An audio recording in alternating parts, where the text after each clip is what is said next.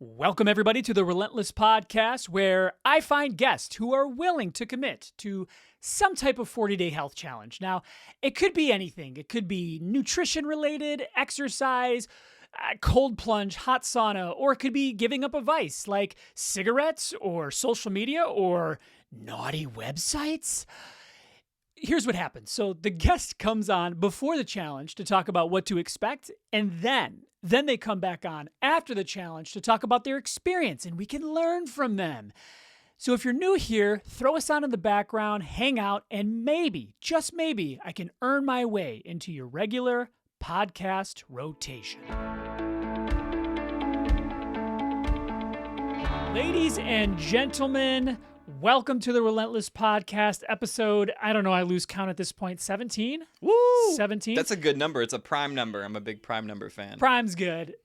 If you've been a fan of this channel, Six Win Studios, for over a year, you recognize this fellow. He is back with a 40-day challenge for the books. Matt, what is your 40-day challenge? Chris, I'm glad to be back. You know, the internet was talking. They're like, they broke up. They had a feud and they could never repair it. Kind of like a wrestling tag team just breaking up. But first of all, not true. But second of all, if it was, we're back together. We're back. Yeah, now, quick question. There's probably going to be a lot of interjection in this because we're so used to being on like camera and on mics together.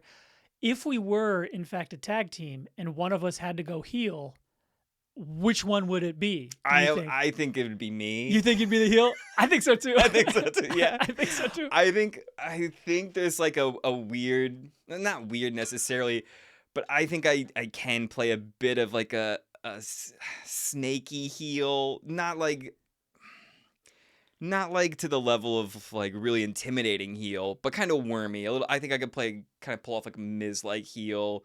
A little bit smarmy, smirky about his bad deeds, So, yeah, definitely. Yeah, for sure. And also, I should point this out. Before the Relentless podcast, where we do 40-day challenges, this channel was basically all wrestling for a while. It was. So if you know nothing about wrestling, stay tuned. We're going to talk a little bit about wrestling, but in a very approachable way, I would say. Yeah. And if you just totally despise wrestling and for whatever reason you have some kind of medical condition where you can't listen to it at all, shut it off now. No hard feelings. Come back next week. But this challenge, I am so excited to dive into it. And I think when I title this video, I'm not going to put exactly what the challenge is because I want the viewer right now to be sitting there like, what's he going to do? What you going to do, Matt? Yeah. So I will preface too, the 40 days, like, specifically 40 days, we're kind of bending the rules a little bit because we're going to have you come back and check in throughout your progress. Yeah. But why don't we dive into it? Why don't you reveal to the listener what exactly it is that you are doing? So I am hoping that by the end of the year, I will be able to perform in my first professional wrestling match. So just last week, just a few days ago, I went to a place that does wrestling training, and I had my first wrestling training session. So at the start of this year, to kind of give a little bit of context and a little bit of background, I kind of made a list of some like yearly goals. Like, here are some creative goals, here are some fitness goals. And I kind of started thinking like, oh, what the hell? Throw this on here, have a wrestling match, have a pro wrestling match. In some way that's like not just you and I recording ourselves on like a iPhone, like, look at this match, guys, pretty good, but like with kind of some actual like professional training involved. And I had like a free weekend and I decided to look into it, and I saw there was something I could do and get to, and I was like, yeah, let's do it. Yeah. And usually I have to jump on these things that are a bit more out there really quick. If I wait too long to kind of actually do it and kind of think about, well, it's going to cost this much if all this training, and here's this time I'm going to have to pull back on doing this, I'll start second guessing it. So a lot of times, most of my like big, I think bold decisions with my life happen really quick, and sometimes you just got to do them without thinking. Yes, and I need to that's a perfect place for me to give you a compliment, what is your capacity for compliments? Like, are you good at receiving compliments? I'm fine with receiving them. I never believe them though. Okay. Well, this one is it's pretty objective. Like, I'm not just blowing smoke. Yeah. But I admire the way that you like set your mind to things and just go for it. And I have specific examples. Yeah. So like you moved out to California, you moved to Japan. Yeah. That had to have been a little scary. Yeah. You did a stand-up comedy set in college. Yeah.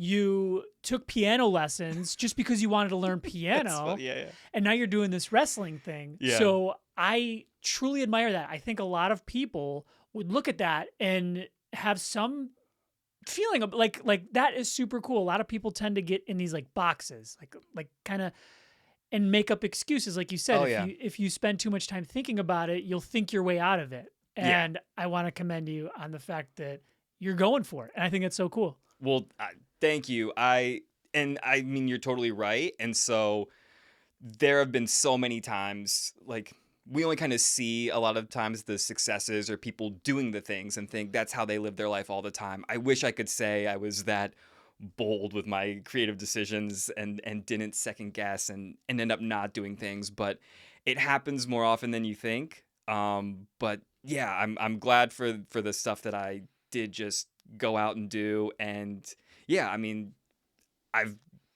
for anybody out there watching, like if this is kind of the part where, you know, you watch and you kind of get inspired.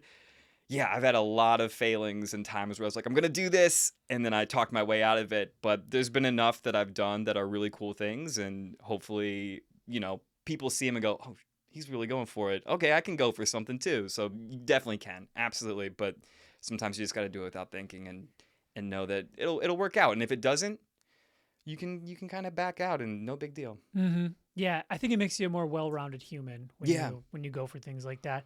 Now, you guys know that I don't promote anything that I don't actually use. And Gade Nutrition is something that I've been taking long before I ever had a podcast or YouTube channel. Their quercetin, zinc, vitamin C, vitamin D3 supplement has been a total game changer for me, and here's why. So I have a 6-year-old who brings home every cough, cold, flu, fever from school, and somehow I do not get sick. I've been taking this stuff regularly for 4 or 5 years, and in that time, I think I've gotten sick twice, maybe 3 times, and even then, it is so mild that I barely notice, and I get over it quickly. So if you're tired of getting knocked out by every little bug, give it a shot. Go to gadenutrition.com and use the promo code CHRIS5 to get 5% discount on all orders. Again, that's gadenutrition.com, promo code CHRIS5, link in the description. And of course, talk to your doctor or whatever. I'm not one of them. I'm just a guy who experiments on himself like a human crash test dummy for health. So another brand that I've been using well before I started this podcast is Nutricost. I found them on Amazon, but now I just order directly off their website. And I have been using this beta-alanine that they have for years and years. And then I use their casein protein for like post-workout recovery. Now, if you've never tried beta-alanine, a lot of pre-workouts have beta-alanine in it, but this is like the pure stuff. And what it is that stuff that gives you like the tingly sensation in your workouts and helps push further. And then the casein protein, I use it for like post-workout or like before bed. It's really good because it digests slowly, helps keep me full, and it fuels my muscles while I sleep. But right now, through the end of April, you actually get 35% off your orders when you use the promo code Relentless. So the link is in the description. Go there and help support the podcast. I have a similar story of a time where I went and did something that was really scary. And what the point I want to drive home is how easily it is to talk ourselves out of something. So I remember when I was like first getting into acting, I didn't know where to start. It was very scary. Yeah. All I knew is there was a place in downtown Northville, Michigan that had a little theater. Like literally it's called Janetti's Little Theater. And the guest next week is one of the regulars there who I met through acting. And I didn't think, I remember it pretty vividly. I didn't think about like how I'm going to do it or what the learning curve is going to be or how much it pays or the time commitment. I didn't think about any of that. I'm just like, if I just go and ask what's the audition process, that's just that thing. Like I don't need to stack all of the tasks that I'm going to have to do on top of it because you're not doing it all at once. You're just doing it little at a time. And like, can I go drive there and just ask the question? Yeah. That one task, I went and did it, and it changed the trajectory of my life. Yeah. You know? So by you researching the wrestling school, it's like you went and just did it, could change the trajectory of your life. Or well, it absolutely will, you know? I just think that's so cool. Yeah. Yeah. So to peel back the layers a little bit of wrestling, I'm curious, what is it specifically about wrestling that you love? And like so two-part question, what is it that you love and like what kind of originally got you into it? Yeah. I mean, it kind of fits in with a lot of the things that I did or hobbies that I had growing up. Played a lot of sports, was probably pushed into them by my parents, but all my friends played it, and I like to be active. I'm not going to come out here and say I'm a sports guy. I breathe sports 24/7 because I don't really watch them that much. I don't play in really any leagues competitively as an adult, but I love being active and using this body while I got it and could still, do somersaults and stuff before I'm old and broken. So I like that it's an athletic competition. And of course, I love the performance aspect. Kind of being able to be a good guy or a bad guy, to get booed or to get cheers or to do something cool and impress people. You and I think we both enjoy performing and entertaining others. And there's so many different avenues for that. And so many more than I think we knew when we were younger would be open to us, like just hopping on, recording yourself and sharing it on a video hosting platform that didn't exist when we were growing up. So I think I really do love the live performance stuff, though, like having that, in the moment feedback from a crowd. So I'm really looking forward to even when they do like a small showcase or whatever, and it's just like family members watching their kids there. I think that'll be really cool. So the performance aspect of it, I think, is and being able to entertain people really drew me in and is what I still love about it. And how I first kind of watched wrestling, I guess I have one funny story that didn't really bring me into wrestling from what I remember and how I really got there. I'll do the boring one first, which is how I really got there. I just remember flipping through channels one day as a young kid and wrestling was on. I had seen wrestling before. I knew who wrestlers were, but this is probably when I was 6 or 7, maybe even 8. And it ended up being WCW, and I saw Rey Mysterio. I'm pretty sure. I just saw a guy in a luchador mask wrestling, and I was like, this is cool. And I had no concept of like TV programming at the time. So like, I hope I see this again someday. I didn't know if the show would ever come back on. I didn't understand how TV worked, but I saw that and I knew I wanted to see it again. Cause it's like, this guy looks like a superhero. And I was a big like Spider-Man fan and stuff like that. The funny story is that when I was being like potty trained, this would have been like, I don't know how old you are when you get potty trained. I don't want 14, 15, around there. So this is mid-90s. Yeah. So probably, like right around the start of the 90s, Sting with his like surfer blonde haircut and his paint. That's how Sting looked then. And I remember seeing wrestling, and I think I liked wrestlers. I had some older cousins that had like a lot of wrestling action figures. And do they have those like stuffed, the wrestling buddies they call them? Yeah, we had 2 of those. We had Macho Man and Ultimate Warrior. Yep. I don't know where Macho Man went, but somehow we got Ultimate Warrior and we never owned him. I don't know where he came from. Yeah, he's at the bottom of the ocean somewhere now. Yeah. just killing a lot of fish. Yeah. But yeah, so I did my business in my little plastic toilet, and we got to celebrate, and my mom was like, okay, Dad can take you out. You can get like a toy at like the thing. And I said I wanted a wrestler, or Dad said, okay, we'll get him like a little wrestling toy, because I had a bunch handed down to me from my cousins. She's like, whatever you do, don't get him Sting. Really? Yeah. She didn't want you to get Sting? She didn't want me to get Sting. I know she didn't like his little blonde rat tail and his face paint. I don't know why. Little surfer edge. And so came back, and there I had him, Sting. I could, look up and show the exact one. I think he might be doing just one arm up in his like very rigid pose. and he's got like turquoise blue pants on, the face paint. Mm-hmm. Yeah, so that's also a very early wrestling story that, maybe set me down the wrestling path even before seeing Ray and seeing some of the televised stuff. Yeah, I might have had that one. I had all the wrestling action figures in the buddies. I 100% certain I had Ultimate Warrior and Hulk Hogan. I think I had a Legion of Doom or two, and maybe a Jake the Snake. Yeah. But then years later, we would use them to wrestle on trampolines and stuff. Yeah. Yeah. So I'm curious. So at this stage, correct me if I'm wrong, but you've been to this wrestling school one time? Yes. Yeah, I went Thursday. Okay. As a general day, because you don't know when this is being recorded. You don't know when this is going to be posted. Yeah. You fools. Yeah. But I went on a Thursday in the first week of March. Okay. First week of March, Thursday. we purposefully had you not explain to me a lot about what happened. Yeah. But I think this is the best time Yeah. for you to like kind of go into the training a little bit. What did you do and what was your experience like? Yeah. So I'll just talk about what we did, and if you've got some more questions, I can answer anything. Sweet. But I actually got there, and kind of before the beginner class, they were running a bit of like an advanced class.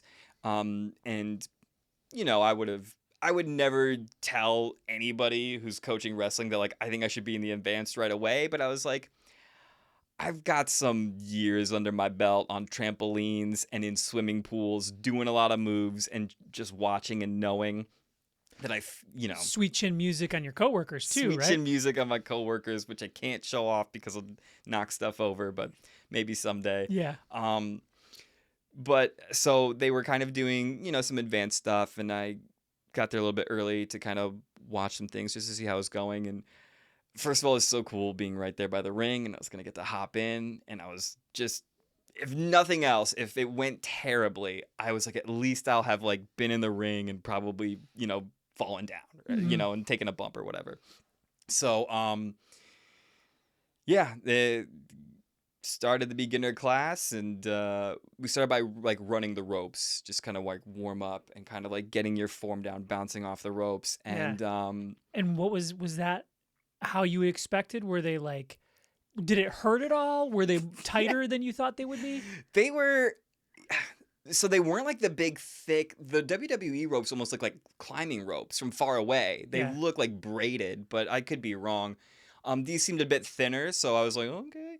But they were much tighter than I guess I thought, which is good. I was hoping they weren't going to be loose and saggy, and most of it was like your own momentum faking it. I mean, you Yeah. can really bounce into them and shoot off.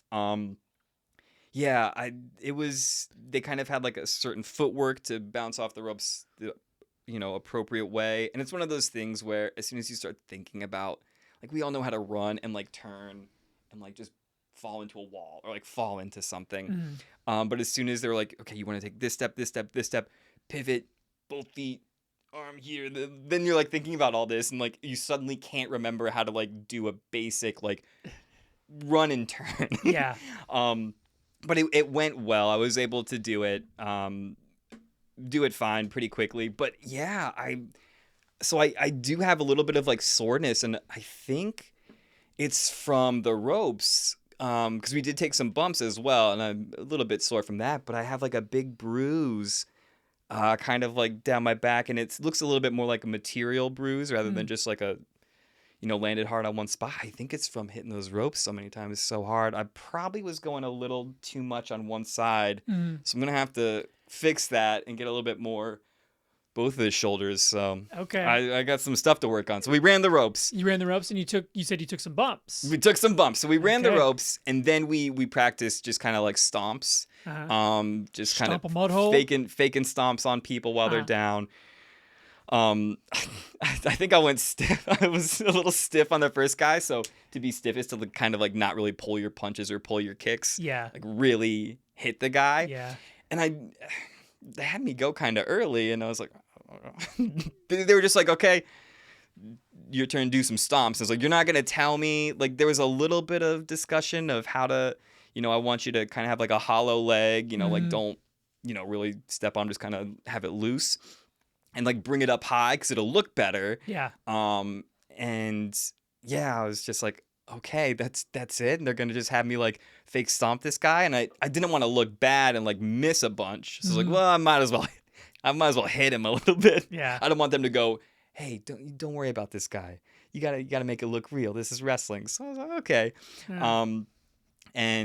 So that first time through, maybe a little bit stiff, but the second time I felt like my stomps were a lot better in terms of how hard I was hitting them. Oh, but sweet. it was fun to stomp with your Yeah. other foot, and it felt cool. It felt really sweet. Yeah, so we're already starting to see some progress. Yeah. Like, okay, cool. Yeah, I mean, we've watched wrestling enough, and we know, especially if we've wrestled with our buddies, how to like be safe. Mm-hmm.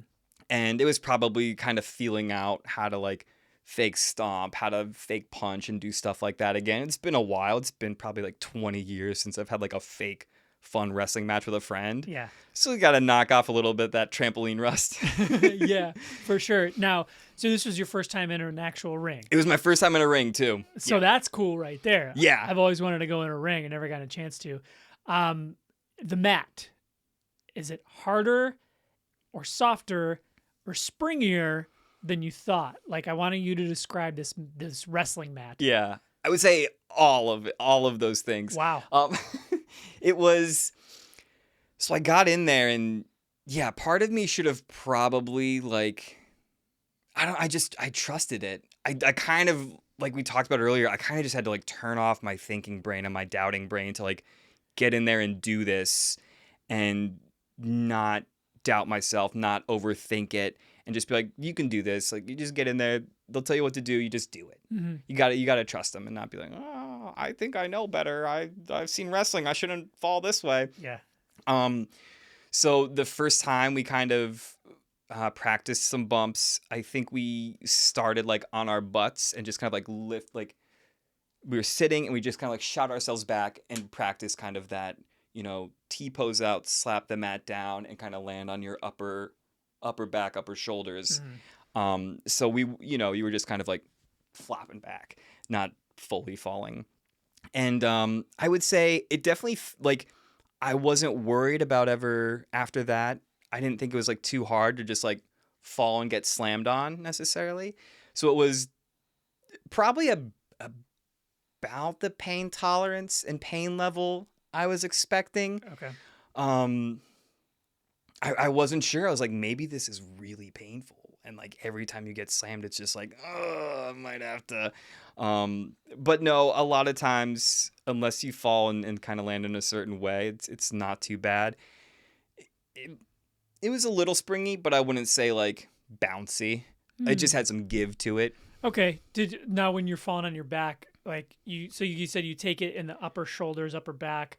You have to kind of like lift your head up. I would imagine if you accidentally crack your head on that thing, that is not going to feel good. That's how we get CTE. Yeah, you got to tuck your chin. So that's one of the things. So obviously you want to, arms out, T, with like palms down, hitting at the same time as kind of like your shoulders, and tuck your chin so that you're not, bouncing your head. But I'm sure, and I know I felt it a couple of the first times taking bumps. I didn't get my head tucked that well, and got a little rattled. Came up with a little bit of stars, and was like, well, might have a concussion. We'll see. Yeah, we'll see. So, anything else about your first experience that you need us to know? Ooh, well, yeah, I'll just go through. So we had me run the ropes, and everybody run the ropes for practice, and that might have been the most lasting pain. But the ropes. Yeah, the ropes. I don't think I hit Braun Breaker speeds, but I was booking it. Yeah. Practice stomps, that was fun. Practice, we would take turns, so then I got to sell being stomped, and the guy that was stomping me, really good, real safe, real good worker. He's ready for the advanced? He was in the advanced. He was already in the advanced. He stuck around for the beginner stuff to cool. to put me through my paces. But yeah, I had a lot of fun selling, and I got a compliment. He was like, "You sure you haven't done this before?" I was like, "Well, I have on trampolines." Mhm. It's like, was it like a league or a federation? I was like, "No, No, definitely not. no." A couple friends in high school, came by once because they wanted to hang out. We're like, "Hey, we're gonna have some wrestling matches. You guys just sit around and hang out." And we're out in the crowd, like accidentally bumping into them because we think that's what they want. They're like, "We're gonna leave now." Yeah. So we did that, and then we took some legit bumps for a while. Kind of starting on your butt, then kind of like holding onto the ropes, leaning back, and then just falling, and then kind of just like flipping up, almost like you're slipping on a banana peel, or like somebody's just like cutting your legs out from under you. You kind of almost just want to like straight back, straight down, Okay. rather than kind of like jumping back into it, because you'll probably land on your lower like mid back.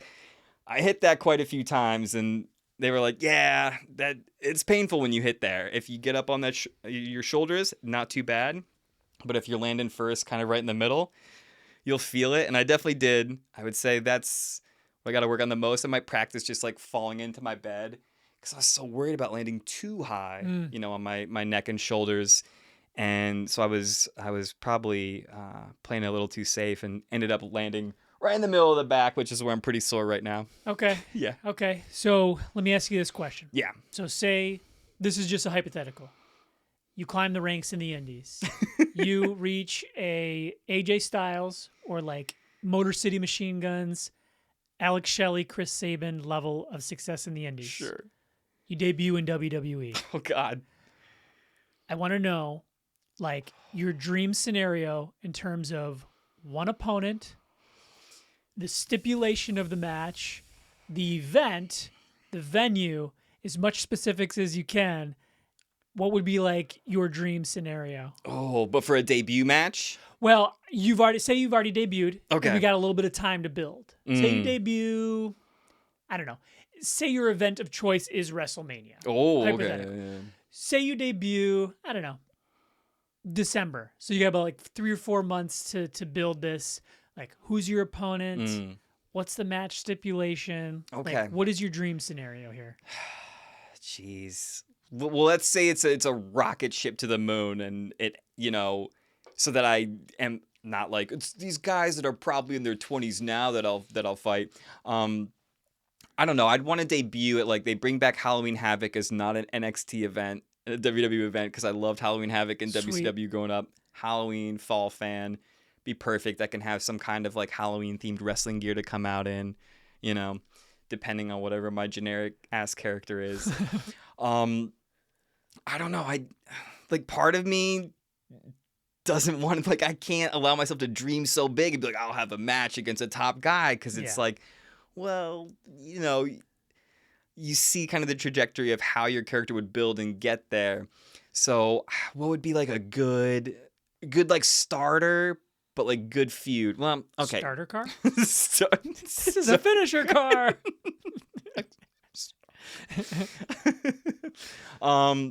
Man, I mean, obviously my dream opponents would probably be somebody like a Seth Rollins or a CM Punk. Okay. Probably guys closer to my size, so that we can do more stuff, I would imagine, butt stuff, stuff like that. Yeah. All right, let's pick one of them up. Was it Seth or Punk? I'll go Seth, since he's a bit younger. Okay, so we'll go with Seth. Now, which event? So you debut it like a Halloween Havoc. Yeah, maybe I debut in the summer, and we kind of build that feud, kind of call him out. I steal his hairstyle. I start dyeing it blonde, and I'm, it's almost like a Damien Sandow, but less comedic. Okay. With Mizdow. Right. Perfect. So what's the event that you're eventually going to face Seth Rollins? We'll face him at Halloween Havoc. You're going to face him at Halloween Havoc. Whatever the October pay-per-view is, but let's make it a fun Halloween themed. Okay, sweet. All right, so do you go into this match as the heel or the face? What do you think Matt Pellegrini's character in wrestling would thrive as? I think it would thrive as a heel, but I know that a lot of times when you're the new guy, you're getting that you're positioned as a face. Okay. Because the other guys have the ability to adapt and have the crowd boo them or cheer them more easily. With that said, I think it's a lot harder to be cheered as a face, especially as a new no-name guy. Every time, like, when The Shield debuted or when John Cena debuted as the prototype, it's kind of like, who is this guy? It's hard to cheer for him. I think what NXT and some of the other, like, more visible brands and developmental things have done is that a lot of the crowd knows now about a face that's coming up, so they can get cheered right away instead of coming out looking like generic creator wrestler Yeah. and being like, who? Yeah. I'd prefer to be a heel. I don't know how I'd do it, but let's make me heel for this. It's going to be a hair versus hair match. Okay. Perfect. Any titles on the line? No titles, No no titles, titles. just hair versus hair. Why not? Okay. And I'll bring up I'll bring up in the promos about how I was on a flight with him from Shanghai back to Chicago once, and I took a picture of him when he wasn't looking. Oh, sweet. That's like perfect heel heat Yeah. right there. Yeah. You like an invasion of privacy. Yeah. Oh, yeah. Oh, it This could be is the one of new- those. It's the new invasion angle. Yeah, it could be one of those storylines where, yeah, like the invasion of privacy, like Ed shows up at your house and is Yeah. sitting there like, ha ha ha ha. Yeah. What was it? LA Knight at Logan Paul's house, just in the pool. Yeah. Yeah. Yeah.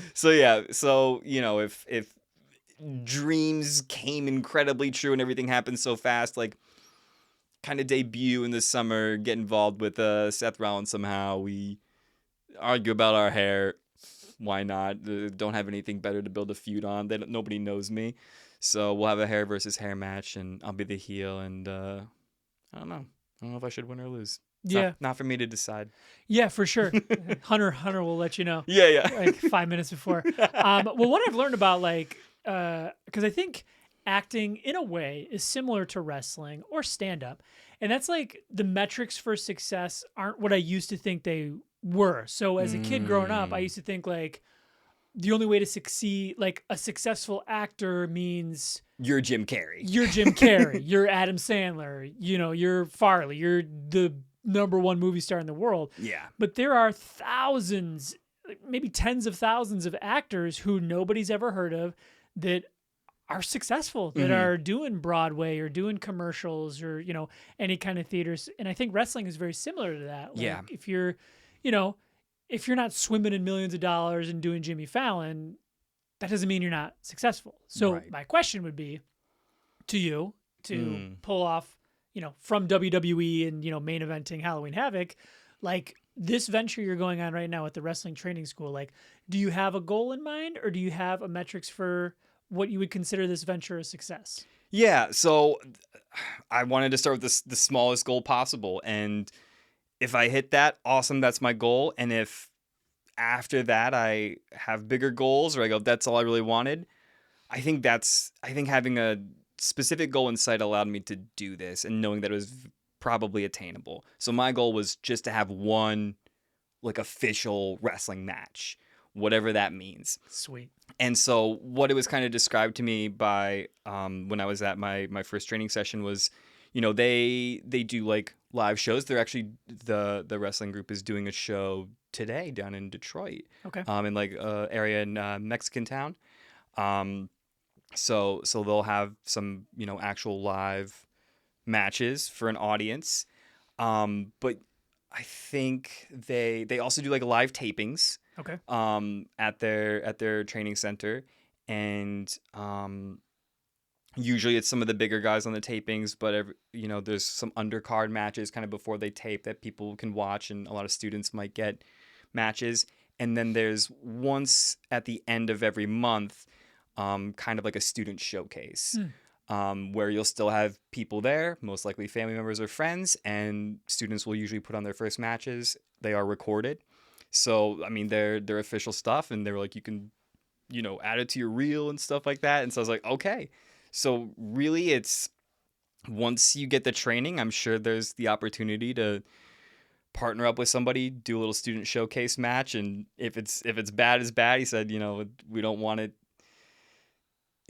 People are very forgiving because they know these are their first matches for students. And if you look bad, people are pretty, again, forgiving and know that you're trying your best out there. So yeah, that's my goal. Just do one of those matches. And, I could see if things go well and if I feel confident in what I'm doing, and other people also kind of put that confidence in me and be like, no, you should do this more. Like, I sometimes need that boost because I always worry that my own perception of myself could be flawed. You know, I might think, oh, I'm the best at something at this or the best at that.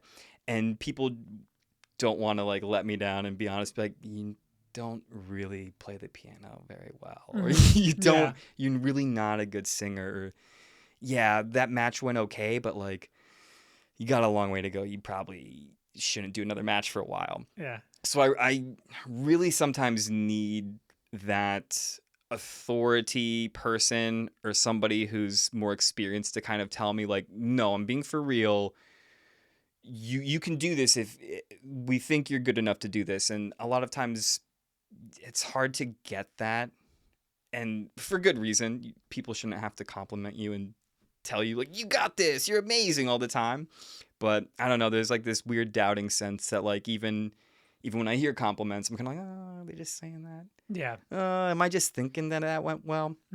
But yeah, I think it'd be cool if this did go well enough, and after a match or two and like a student showcase, I mean, if I could work up to get to actually perform in front of like a larger crowd and really, what I'm most excited about is to kind of have that crowd interaction and get some heat.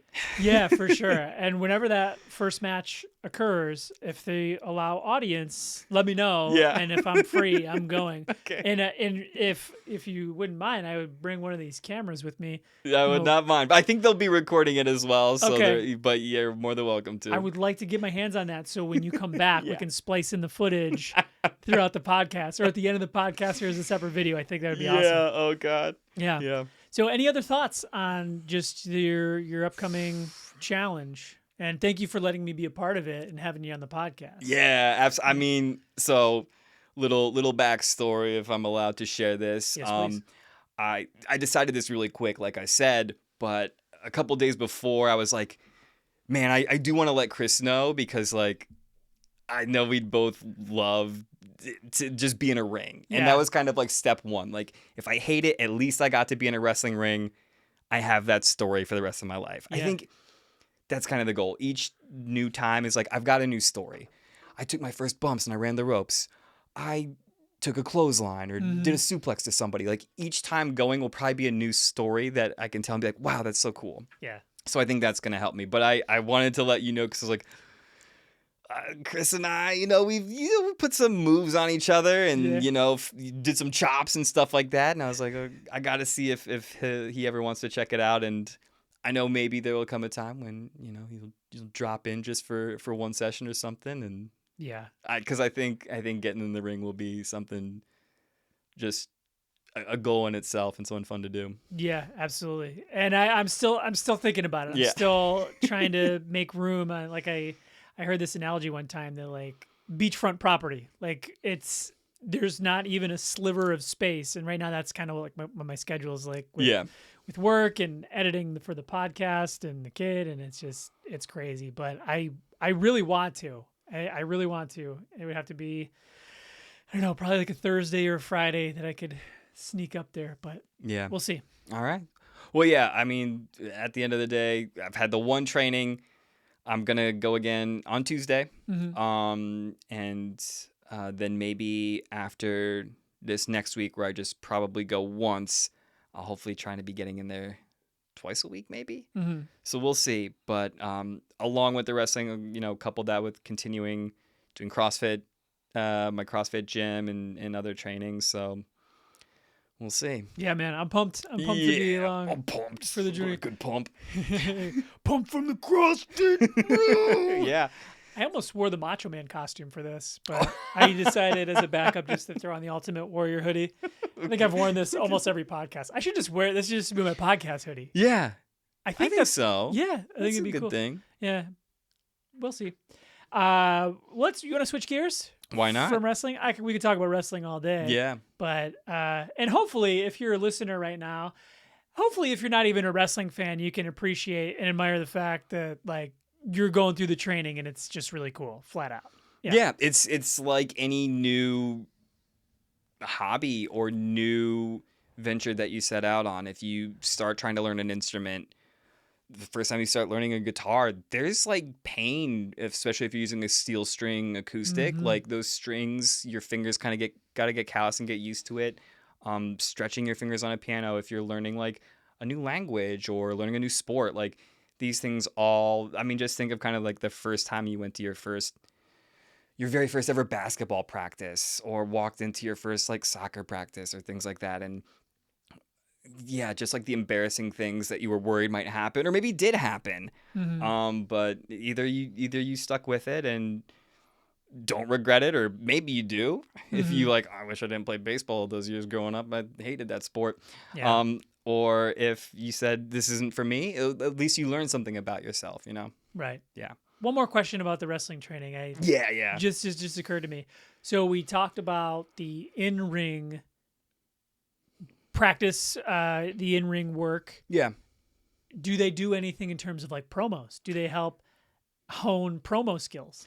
So the guy training and one of the main coaches there did, talk about that. He kind of gave like a nice like 10-minute. It might have been really for my sake because everybody had been there a couple times at least, and he kind of went through. Here's what things look like. Here's everything you can do with wrestling. You don't have to be this. I got to live in India for 6 months training people in India. Oh. I've been to so many places that I never thought I could go because wrestling took me there. And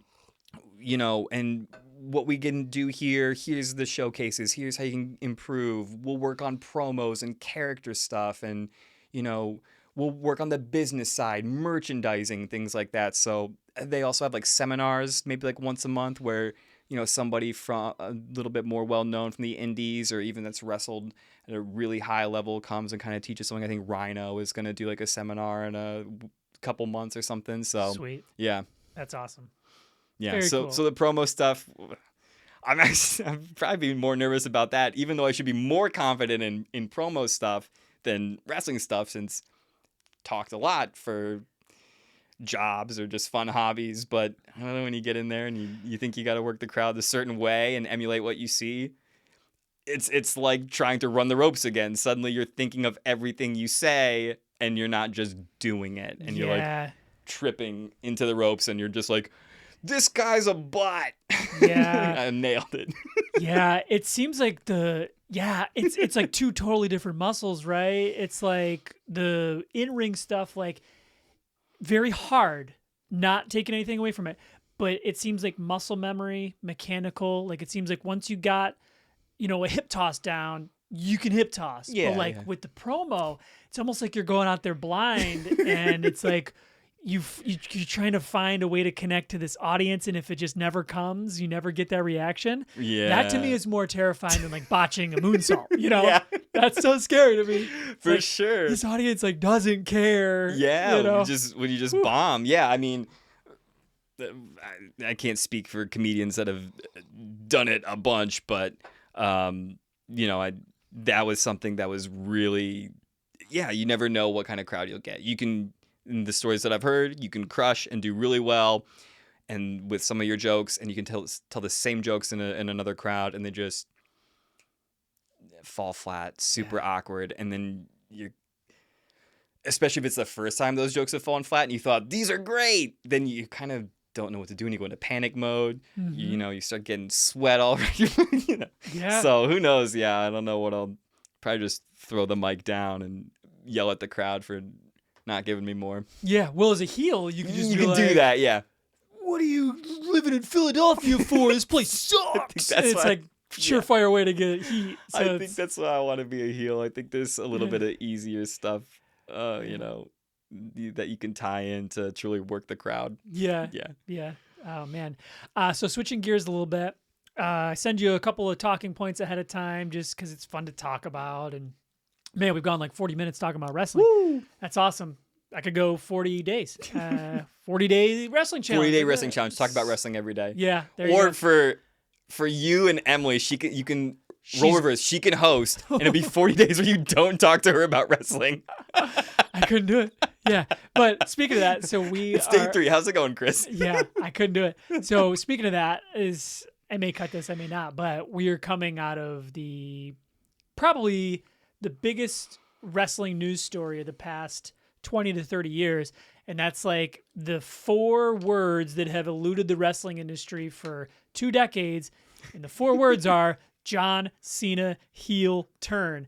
And it happened while I was on vacation in Florida with Emily and Julian. And I remember seeing it happen. I was watching and I was like, I know. Because I texted you, I kind of referenced how good the Owens-Zayn match was. And it wasn't even over when I messaged you. It was still going on. I was like, this match is crushing. So good. But then when I saw the Cena thing, I was like, I can't say, I want to, but I can't say anything. Right. You can't, because you don't want to risk the other person not have seeing it. You don't want to spoil it for somebody. Yeah, I didn't just want to be like, dude. I was just going to be like, oh my God. And that's all I was going to say. But I was like, then you'd know something was up, right? So. Exactly. Oh my gosh, that's a perfect transition into one pet peeve that I didn't even have jotted down, but I think we've talked about it before on the video like a year or 2 ago. But like the mini spoiler. Yeah. The mini spoiler when someone's like, you gotta see it, you won't see the ending coming. Talking about a movie or wrestling or whatever. Just let me just PSA for anybody listening right now. Don't even mini spoil. Like, please. It's just so frustrating because like if you tell me that I like won't see it coming or like wait for the ending. Just wait till episode 7. Yes. Don't shape my perspective at all. Yeah. If you want to say, it's good, I enjoyed it, please don't let it be any more than that. Like, I know you're excited and I know you want to connect with somebody about it, but for the love of God, even the mini spoiler, even like even if you think you're not spoiling anything, go back another step. Like, just be like, it was good, I enjoyed it. Because like, yeah, don't shape my perspective about something that I haven't seen yet. I hate it. Yeah, yeah. At that point, I'm like, just tell me. Usually, Yeah. I'm like, fine. I know something's up now. You might as well just tell me at this point. Right. Yeah. I just hate it. Yeah, I get that. Another pet peeve that I have. Okay, so it's not about anyone or anything in particular, but story momentum. So I get this a lot with the kid because, like, you know, and he wouldn't know any better. He's 6, but like I'll be mid-story, and then he'll come just out of nowhere and interrupt. Say at dinner or something, like we're having dinner. I'm like mid-story, and when you're mid-story, to make it a good story, a good compelling story, you got to be like feeling the emotion of it. Because if you're feeling the emotion, then you're conveying the emotion, and people tend to be more along for the ride, right? Yeah. Well, then it gets interrupted, and you lose all just... It's like a balloon. Yeah, and you lose all emotional connection with the story, and then inevitably someone's like, okay, go on with the story. But I've just started being like, no, I will not. And it's happened at my parents' house where like I'll be mid-story, someone will interrupt, and then they'll get sidetracked, and they'll be like, oh, go on with your story. And I'm just like, no, I don't have it in me anymore. Like, I can't trudge it up. I had it, but now it's gone. I'm not going to finish this story for you. Yeah. So John Cena heel turn. No, No. no, I'm not going to talk to you. Like, we're not going to talk about it. Well, I don't think the emotion from the Cena heel turn's going anywhere. But then, yeah, or if like at work or something, then you'll have to like, and then the worst thing is like when you don't say no, then you got to kind of fake it. You got to get back on track and then like fake the rest of the story. Yeah. Is this just a me thing, or have you ever experienced this? I've definitely experienced that, and I think I've seen other people experience it. So I definitely recognize it. I tend to be able to allow... Well, let me argue that there are like 2 different interruptions. There's kind of like natural tangents where like you're talking about something and, oh, it brought this up, but we know we're coming back. We're just kind of like taking a little side detour. And then there's like the conversation has completely shifted. And instead of like, sharing stories about this kind of general topic, suddenly we're like, so like last week. And you're talking about just like an event that happened in your life. And it's like unrelated to like anything going on. And some people just can't really read the general topic and have a hard time pitching in without sidetracking stories. Yeah, Yeah. I think so too. Happens at work too. I'm like kind of low man on the totem pole. And, if you're just chit chatting before a meeting or whatever, someone who carries more weight, they'll come and they'll like bulldoze. And it's like, I don't have the confidence to be like, no, I'm not done yet, And so it's probably as much of a me thing as it is in anything. I don't know. I think that's a experience and like length of people knowing each other and their relationships there. Because if you're the newest person there, which might not be the case, because you're like, no, it's just more how I feel status wise. But if you're like the newest person there, you're talking to like the one or two people you've kind of bonded pretty close with, got to know.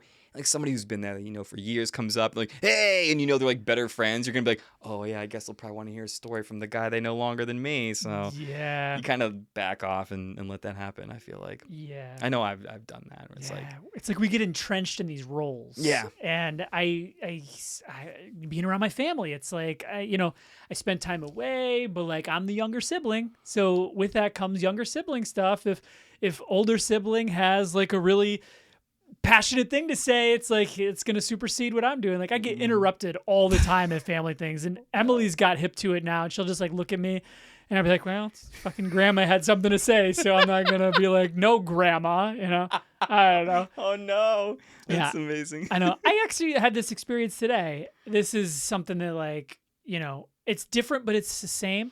So I was at a 12-step meeting, sobriety, and I look across the table, and of course it's anonymous. So I don't. A former boss of mine from 10 years ago, 60 days clean, awesome, congratulations. He just got to. What did I just say? I'll cut that out for sure. But so yeah, cut this out, future me. But he was celebrating 60 days clean. I'm coming up on 12 years.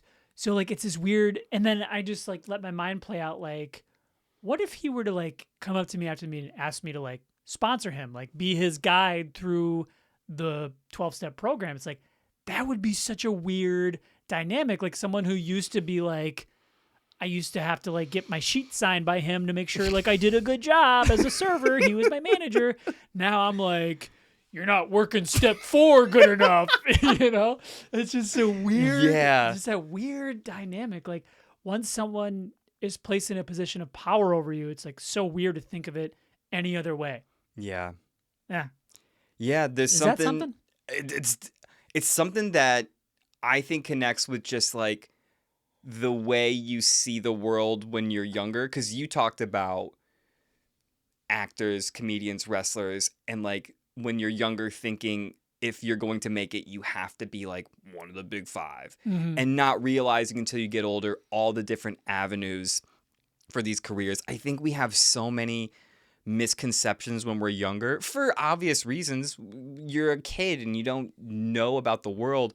I think what maybe hopefully I'll instill if I become a parent is like explaining better to my kids like that concept and that understanding of like, just because you want to be this, doesn't mean there's not other avenues that aren't the top earner or the most, successful at whatever job, lawyer, doctor, and even like with lawyers and stuff like that, you don't have to work at a law firm and go to court.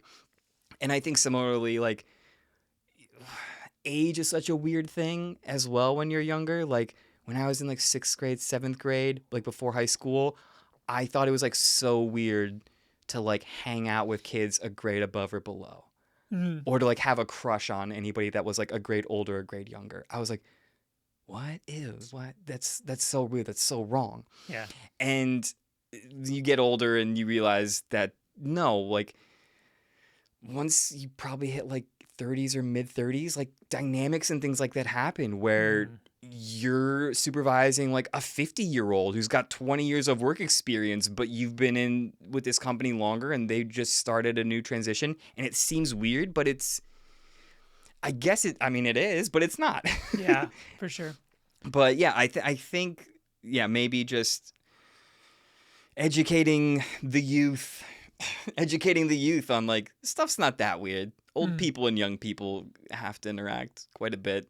And I know young me would have been mortified at that idea that I would ever, have to work with a job or in hobbies or anything with somebody 15 or 20 years older or younger than me. But at some point it happens because if you're going to stay doing things that a lot of people get enjoyment out of doing, or work for that matter, you're going to be involved with people of a lot of different ages. So Yeah. And what I'm on the cusp of right now is that age dynamic. It's like a revolving door. You have at least where I'm at, you have your old timers who have seen the young guns come and go over and over again, who have these like big grand ideas of how things are going to change, but they've seen it. They've seen these ideas come and fail and try it and fail. And so like the new guy comes in with, I think we should move this over here and do it this way. They're like, well, it's not going to work. I love that the old guys are like a little bit jaded about it all. Just so jaded. Just,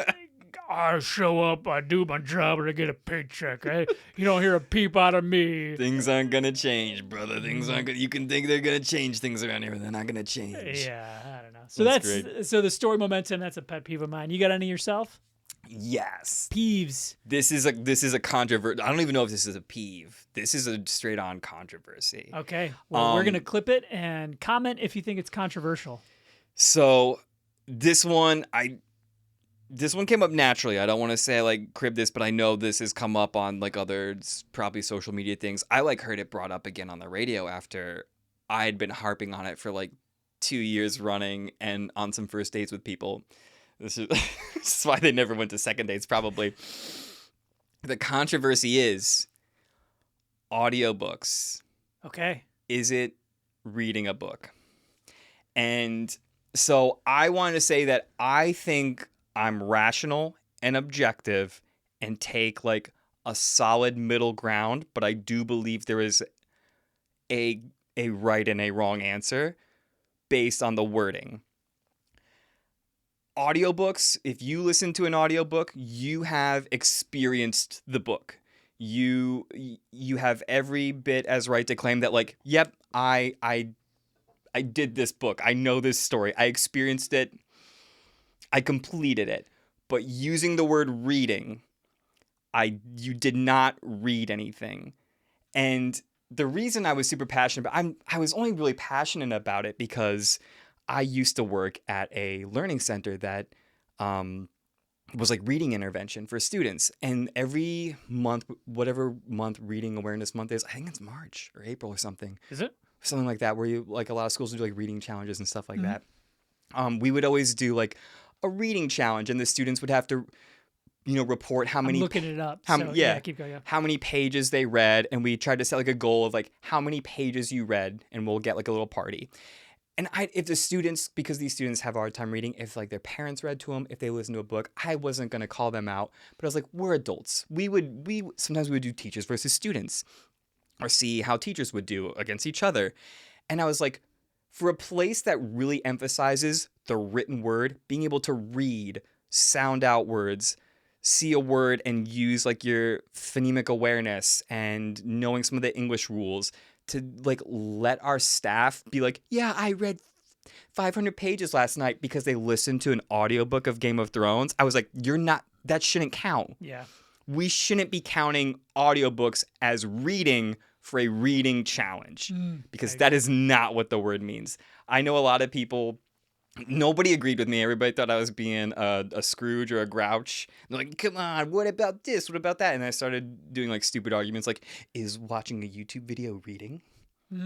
Is listening to music reading a song? Yeah. And it's more of like I have a very, I guess the overall pet peeve this is attributed to is my pet peeve for like respecting the nuance of language and not like using words incorrectly, because it eventually ruins all value to the word. If every time I told a story or said something, you said, that's amazing, and only said that, oh, dude, wrestling, that's amazing. Dude, you did stand-up comedy? Amazing. Dude, you worked at a learning center? That's amazing. Dude, traffic was bad? That's amazing. We'd start being like, there's no nuance there. How do I know what he means? What actually is amazing anymore if you're using that word incorrectly? And so my pet peeve is people that use words incorrectly where I think it starts ruining and devaluing the word. So when it comes to audiobooks, is it reading? Not by definition, is my argument. You are not reading a book. That's fantastic. I love that take. And what I would say about it, I think you laid it out much better than I could. But what I would say, Thought about it a lot. Yeah, no, that's perfect. That's perfect. So my take would be like, okay, so physically reading, opening a book, looking at every single word, processing it in your brain. I think there's studies that show that is really good, especially as you approach old age, because you're using your brain. I would argue, or I'm sure there's studies out there that show like audiobooks are not quite doing the same thing. I don't think they're quite as good for your brain because it's like you're being fed the information as opposed to feeding yourself the information. Yeah. Like you are doing the work of like transcribing, like you are solving the puzzle as opposed to somebody like putting the pieces in place for you. One's a bit more active. That's You're not going to get to another page or turn a page unless you're actually processing it. But if you hit play on that audiobook, you might have a phone call come in and not listen to a little bit or something, and it's gone pages past, and you're like, oh, I probably didn't miss anything. Right. To be fair, there are definitely times where I read and I'm just spaced out. And I get to the end of the page or a paragraph, I go, what was that? Why was I thinking about that? And I got to go back. Or sometimes I don't. But yeah, I get a lot of the arguments for audiobooks is that like it's people, gatekeeping reading and saying like, I didn't read a book. I'm not saying you didn't finish a book. I'm not saying you didn't experience this book. I'm not writing. If you listened to all the Harry Potter audiobooks and I read them all, we could both say, yeah, I know the Harry Potter books. I experienced all the Harry Potter books. But I would take issue with you saying you read them. Yeah. Specifically that verb. We could take the same test and get the same score. Where I do think audiobooks probably have an advantage. There are some like learning disabilities like dyslexia. Yes. Or even probably an ADHD, because I've spoken with people who say that the audiobook has like grown in terms of like production value. So the audiobook has music, it has different people reading different characters, so it's almost like live animation, and it helps them to retain the information. If that's your position, I'm like, go for it. But I agree with you that if you don't have any learning deficiencies and you're choosing audiobook over the actual reading, yeah, there's something about it that I can't quite put my finger on. But you said like it's active, like there's something intangible that you're not gaining by actually physically reading. Yeah. Yeah. And I'm with you. That was a lot of the arguments, especially when I heard on the radio, there were people calling in like, I have a kid that can't read, and so we listen to audiobooks and stuff like that. And I'm not going to walk up to the kid and be like, you didn't do a book, you didn't read a book. But like, if he was like, I read so many pages, I can be like, well, let's say you listen to so many minutes of a book. Yeah. Because let's use words accurately. Mm-hmm. If this kid walked into a job interview, and they're like, "What's your favorite book?" And he's like, "Yeah, I've read so many books," and he never put it on his resume that he can't really read and has dyslexia. And they give him a job where he has to read things. You're misrepresenting and it. It's fine, but it may put you in a situation where you're going to ask later on. Yeah, that's very true. I like your point, too, about just the definition of the words changing. For me, the first one that came to mind was the word literally. We've taken that and beaten it with a hammer to where it no longer means what it used to. And it gets complicated. I'm playing my own devil's advocate here, or my own whatever, but I understand that language evolves and definitions change, but I don't know. Another one is the they them pronoun. Mm-hmm. I'm sorry, but they them is always referred to multiple people. You're not multiple. You're one. You're not Michael Keaton in Multiplicity. Yeah, you're not Keaton. Man, but I'll probably cut that. Yeah, it's controversial. No, that's fine. That's because I was thinking more about this, and my obsession with nuance of words. It's like, I do honestly think sometimes it is good to use words in a way where they lose some of their power. Like a lot of the words that I'll bring this up. You can cut this one. But I had two examples. I had one that was like a word that shouldn't be used and thrown around to like disparage people, and that's gay. Mm-hmm. And when we were in our teens, we used it to describe everything.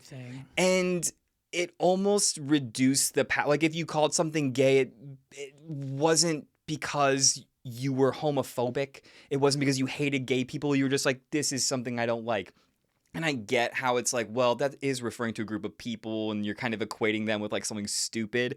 But it really, I think, took power away from the word. And we don't, like, gay is a fine word for people to use to describe it accurately. We don't use it to, people get a little up in arms, like, that's gay now. Like, don't say that. But, like, I don't feel like the word gay, if you call somebody gay or somebody announced that they were gay, has any kind of, like, super negative connotation anymore. Right. And I wonder if it's because of just how it was thrown around and devalued. Mm-hmm. On the flip side, I feel like the term racist, which is an important word to keep a meaning for, is overused. Mm-hmm. And the example I used where everything I say you respond to as amazing is similar to how I feel where if like every time somebody made like a kind of like small quip joke, somebody's like, that's racist. Or if they're like, I only love like black comedians.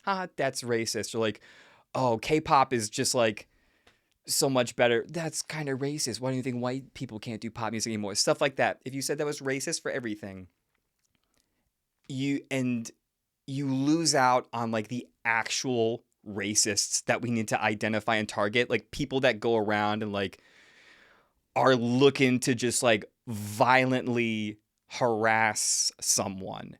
And I think like because it's just like a funny thing to do on the internet and just like a way to troll people, you're being racist, I think it's like devalued that word. And unfortunately, like now there's no nuance between somebody who makes like an off-color joke that doesn't land well and somebody who's like a Klan member. You've equated them to basically be the same by using this term. And it's like, that's insane. These people, there should be a word to identify like truly dangerous racist people. Yeah, absolutely. I couldn't agree more. And that's the word that came into mind too, is racist. And it's like Hitler was racist. Fair. Yeah, I totally agree. I couldn't agree more. That kind of racism needs to be stopped immediately. But then it gets weird where like it's taken on this whole life form where like, yeah, anything that is like an off-color joke or like whatever, you're putting it in the same bucket as like that term. I remember one time I commented on like a wrestling article or YouTube channel. I just like, Jade Cargill isn't doing it for me. Someone popped in and goes, oh, what are you, racist?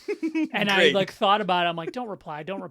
But I replied. I said, no, I'm actually sexist. Like, it's like, what are you gonna do? What are you gonna do with that? You know, I hate all women wrestlers. It's just like you're taking the teeth out of the word. That's funny.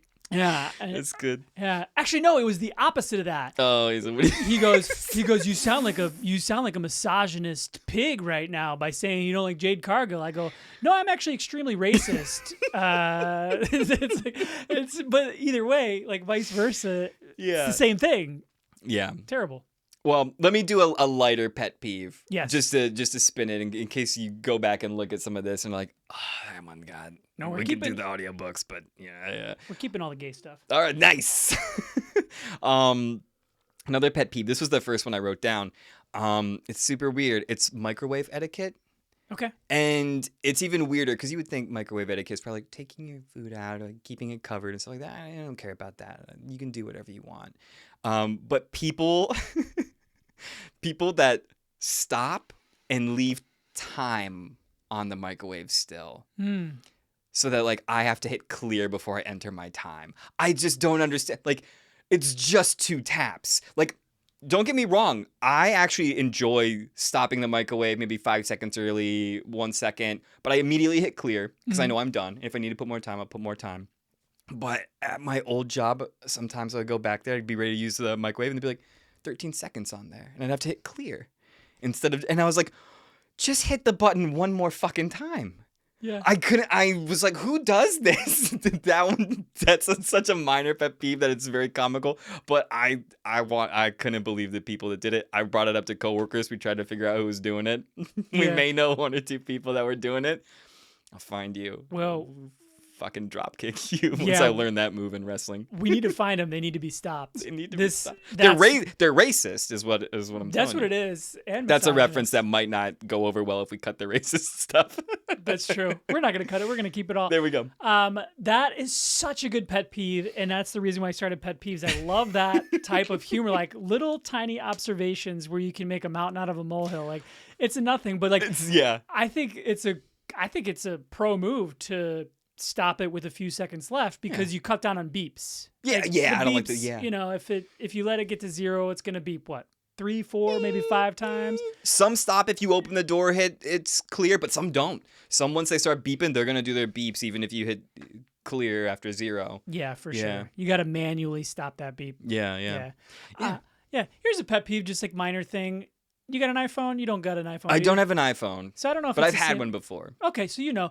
So 2 things. Number 1, now they've done this thing where like it's if you have an image on your phone and you tap and hold to try to save the image, it doesn't always work because it wants to highlight any text on the image. Like it's got this new thing where it's like, we can identify text on an image, and we think if you tap and hold, you're trying to copy the text. Yeah. And that overrides copying the image. Just or like a save image, yeah. saving the Copied, image. yeah. So message to all, iPhone software developers, go back to making it so like if I tap and hold on an image, your go-to default is that I want to save that image, not Yeah. copy the text. Yeah, maybe it should be like 1, 2, like a double tap, and then they know you're highlighting or something. Because I feel like that's a way to like highlight text in the past. Like Right. sometimes I'd like tap twice to like do stuff on the phone. Yeah, I could definitely see that being aggravating. Yeah. And while we're doing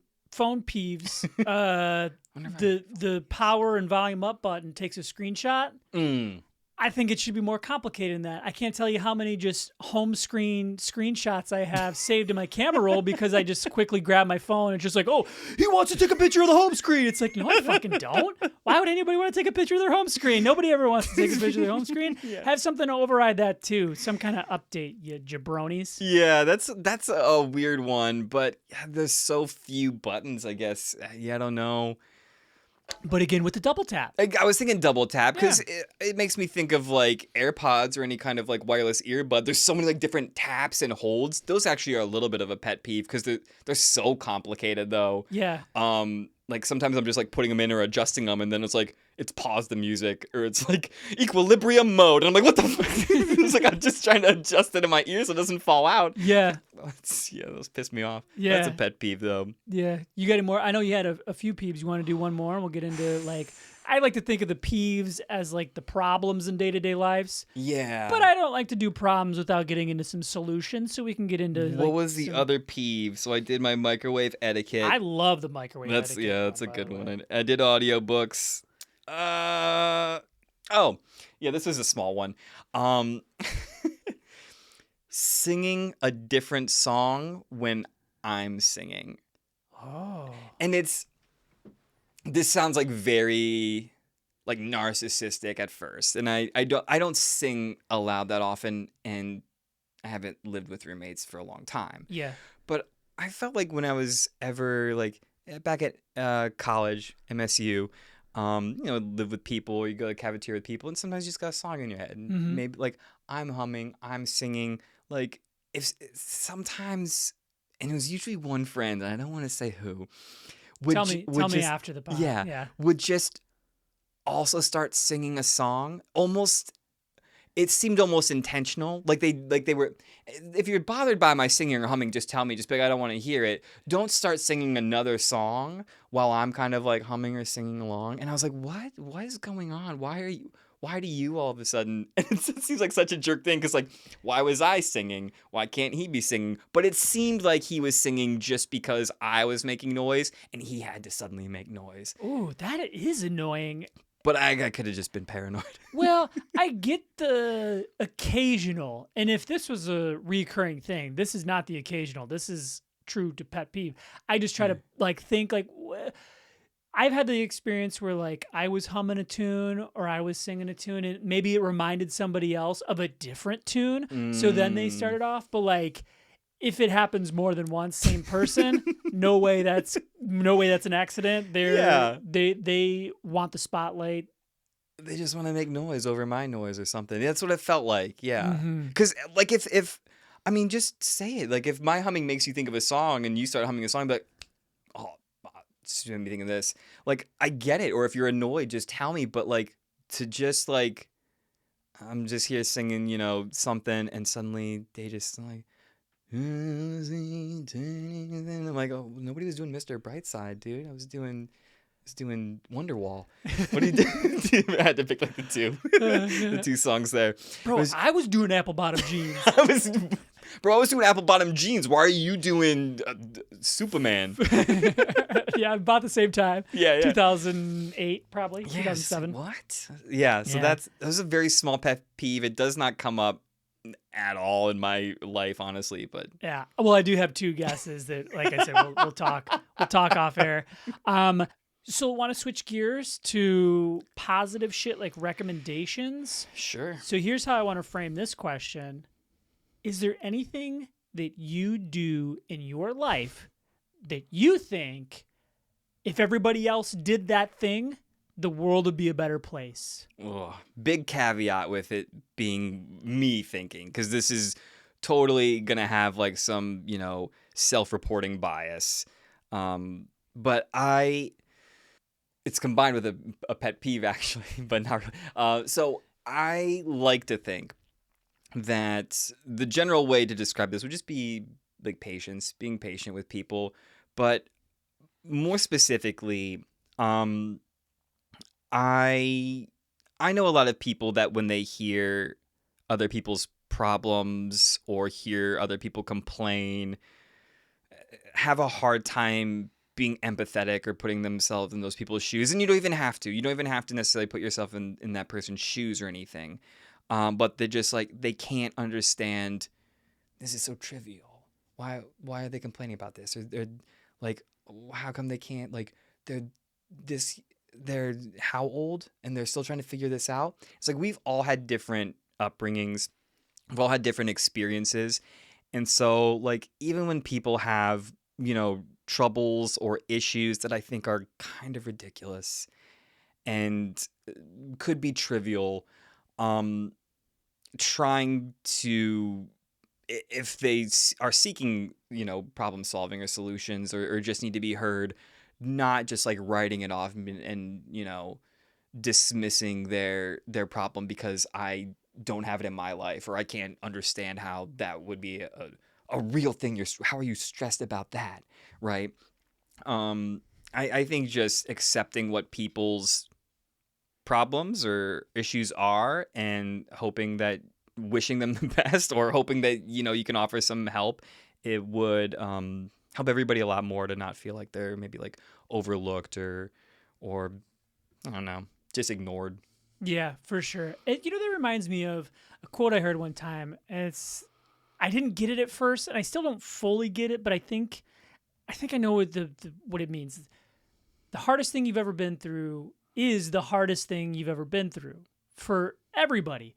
And it's like, we don't need to be comparing my hardest thing to your hardest thing. Yeah. It's like when you get like first world problems. It's like, well, yeah, but I haven't ever had to starve in the desert or I haven't ever been to war. But my problems, like for me, my baseline, this is still, you know, a negative 100 in terms of like how hard it is for me. Yeah. And, you know, the person that's been to war, whatever their negative 100 is, it's like kind of the same, you know? And I don't know. I just having the patience and tolerance and compassion, I think, is a big thing for other people's problems, and like you said, not writing them off and being like, "Oh, I've been through a harder thing. You don't know what you're talking about." Yeah. Yeah.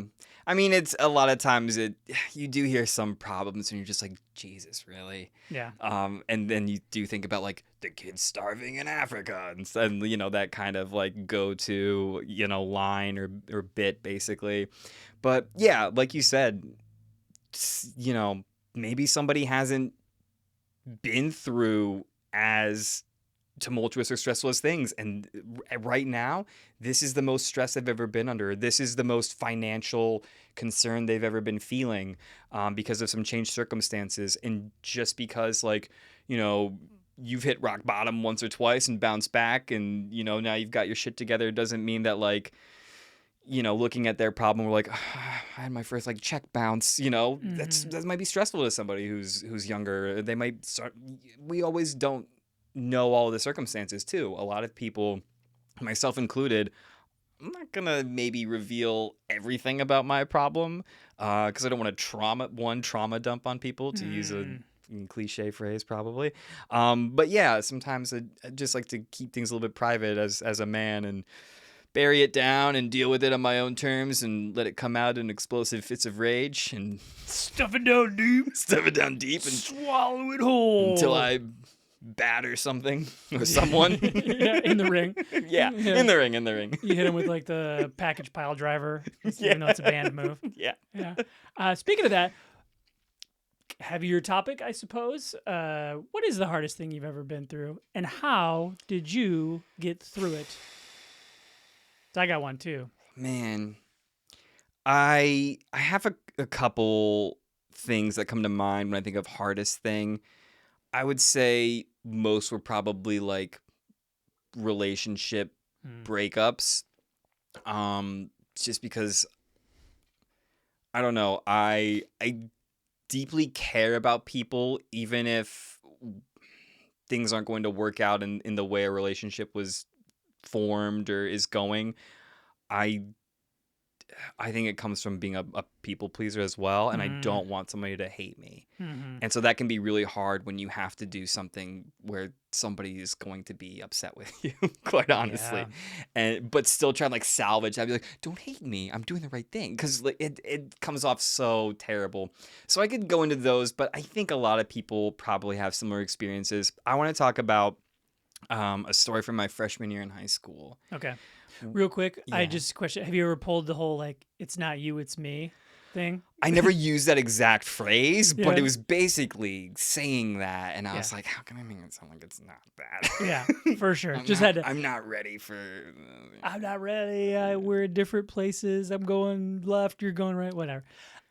Freshman year of high school. Yeah, freshman year of high school. So I went to a small high school where we probably had 250 students Total? total. Really? Total, yeah. Whoa. My graduating class was 62, and we were one of the larger ones, so we would have to have less than 250. Oh my God.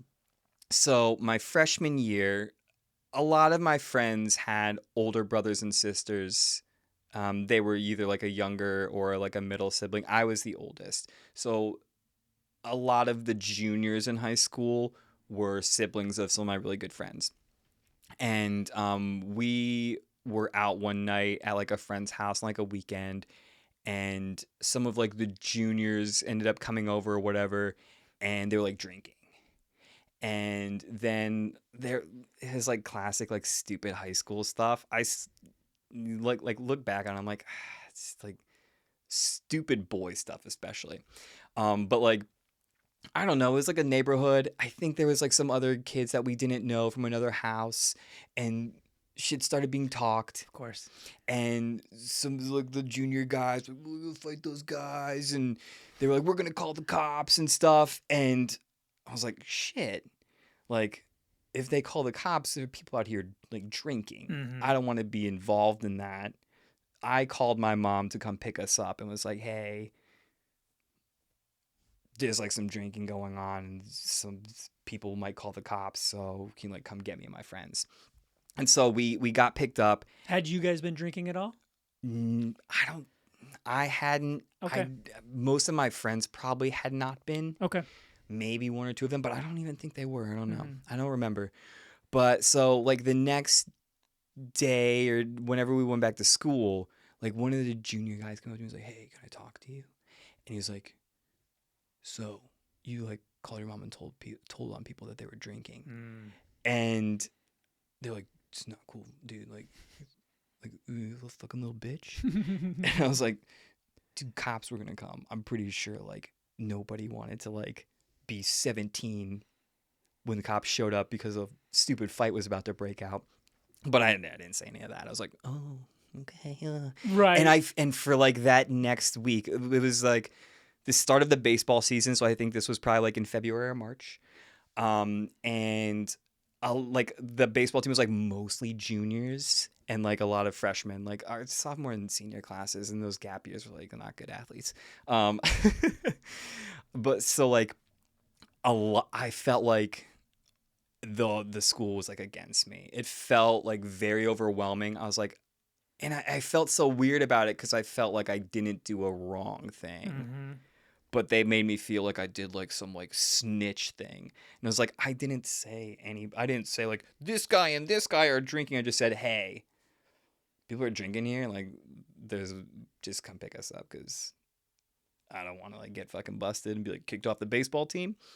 And I feel like probably after a couple of days, like nobody cared. But I honestly felt like until like those juniors graduated like 2 years later, I still felt like they all kind of like hated me or like didn't respect me or something. And I was like, it's so weird. And yeah, that felt like one of the decisions in that moment in that week where I was like, I wish I would have never done that. I would have rather got caught. Yeah. It felt like it was so weird. Yeah. Man, we've been going an hour and a half. Oh, shit. I know. We've done it. We've reached. We've done it. We've peaked. We haven't even begun to peak. So we're gonna have you back in. Yeah. In, 40 days, 50 days, whatever. We're Sure gonna be loose with it because I want to be a part of this journey. Yeah, I can check in. Who knows? Maybe I'll send some, short videos or audio clips your way, just some thoughts and what we've been working on. You can little updates. Who knows? Yeah. If you want. I wonder if. Don't mind me. You can be like, "This is my channel, Matt. Why are you suggesting things?" Like how you can do like YouTube, like I guess posts, but like polls a lot of times and stuff like that. I wonder if you were getting updates from everybody on their 40-day thing every once in a while, getting a little quote and putting it in there. Here's an update from this guy doing this, and like Yeah, that's a really good idea. giving little updates for people. This guy's at mile 18 or 18 days, mile every day. Here's his update. Here's his time for miles. He's already gotten a minute faster and stuff like that. Then can have like little mini updates on people. I love that. Yeah, that's a fantastic idea. Post like photos in your wrestling attire, little short of like taking a bomb or doing your first swanton bomb. I'm gonna have to table. definitely ask him to record some stuff just so I get some video before. If there ever is a student showcase match that they record, so maybe there's something in case that completely botches. Yeah. I don't know what it is. For some reason, I'm so bad in like first performances, which is why the one time I did stand up and it went pretty well. This is so surprising. I did an acting, sorry, this is a tangent, but I did an acting for non-majors class at MSU. Okay. And so we had like 3 or 4 different like big grades. Most of it was like improv games, but then we had like one scene where you're on your own doing something with no dialogue, one scene where you're with a partner doing dialogue, and one like monologue at the end. And like the scene with a partner, like I bombed a line. I like forgot a line, or I went out of order and jumped it and I was like, the smallest things, like it's something about like, man, I need to build that. I need to build those nerves and build that, like, just because you're suddenly on and it's the real thing doesn't mean, like, I don't know. Once it's the real thing, I sometimes choke pretty bad. The piano recital. Did you choke? Did you bomb?